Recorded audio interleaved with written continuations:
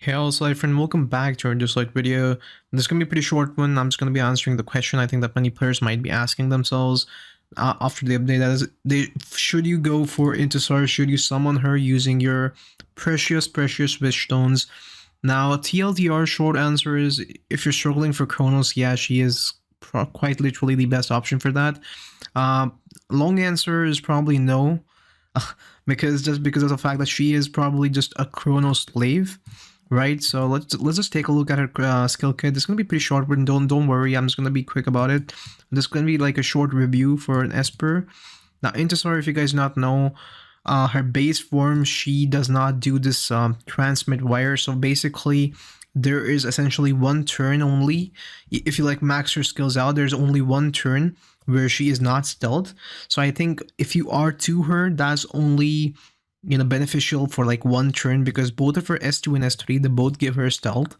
And at the start of combat, like here she gains a stealth for 2 turns, and here she gains stealth for 3 turns. So there's only one turn like where she does not have stealth, and just for one turn she can like potentially use her like first skill and then do the transmit wire stuff, right? Because only then this will launch. But yeah, like her base form, I think she's pretty decent as well. She is like godly for Chronos. She is built for Chronos, kind of like the Yun Chuan was built for Fafnir. And I don't disagree with the fact that they're doing this, like they're going this way, but it definitely feels scummy after the Virtual Miracle boss. Like, is the next Esper gonna be just like a godly Esper for Apep? It might be happening that way, but you know, aside from her being a like Chrono slave, I think she also has usage in other PvE game modes, such as like the Sentinel Hunt, just because her third skill deals true damage. Now this is gonna be 15% if it's like against a regular like enemy Esper, but like against bosses, it's capped at like 3%. And this is like after you max skill her up, like invest all your legendary ability mods.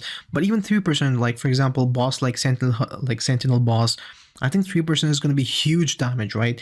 Now, I have not seen exactly, or I have not tested this myself, but just by reading the skill, I think she's going to be like amazing for tanks or like bosses.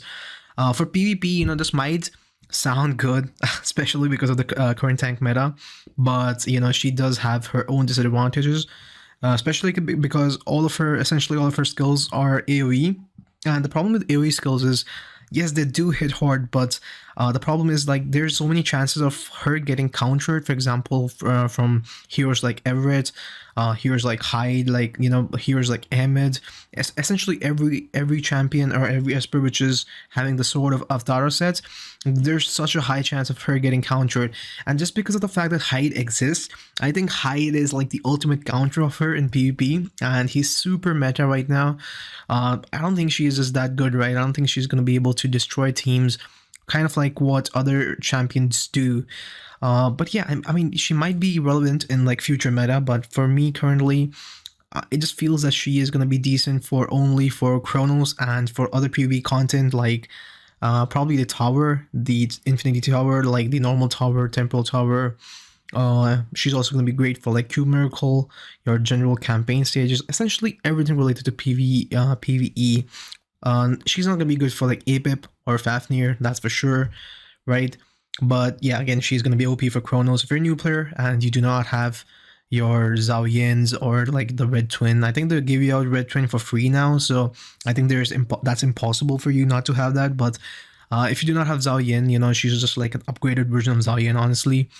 Because of the fact that she is able to bring both defense down and attack down on the same skill, while granting herself attack up. Now this all allies attack up.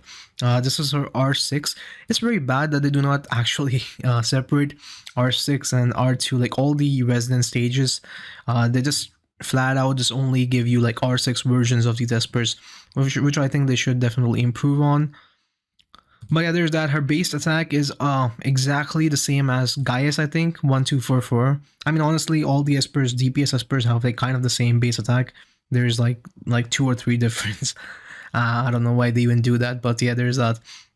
Now, for me personally, I am not gonna be able to pull for Intisar, just because of the fact that my Chronos runs are pretty stable, and I do not need to like summon for her just to shave off like 10 or 20 seconds more from my Chronos 16 runs. Me personally, I am using the same team that I showcased in my guide video, but now my red twin, my Z3E, is actually at R6. Yeah, he's at R6 now. Meanwhile, my Zhao Yin is at R2, so this is pretty stable. Like, I'm getting the job done. I don't need to like waste my wish stones on Intezar, especially because even if I try, I probably could not get her to like R2, because I only have like 260 wish stones. Also, I'm saving currently wish stones for, potentially an OP unit, which is going to be very good for PvP, because I'm an endgame player. Like, endgame, I've like completed all the content. I'm not looking for PvE based espers. Also, Dislight's anniversary is creeping pretty near, right? So there's a very good chance that they might release some broken ass unit like Gaius or Ashley, and I really want to get those. I don't want to waste my wish stones on potentially a Chrono slave like Intezar. But I would definitely agree if like you guys like her design. Personally, she gives me a Zora vibe, but I will take her any day than Zora. Like, Zora is so useless. But yeah, she's not as bad as Zora. She's definitely mid. So not exactly mid. Not in the sense that she's bad, but she is decent, average, to be honest. She's average. She's pretty good for PvE, honestly. I'll give that to her. She's pretty good. I've used her on the PTR server, and I've gotten decent results on Chronos.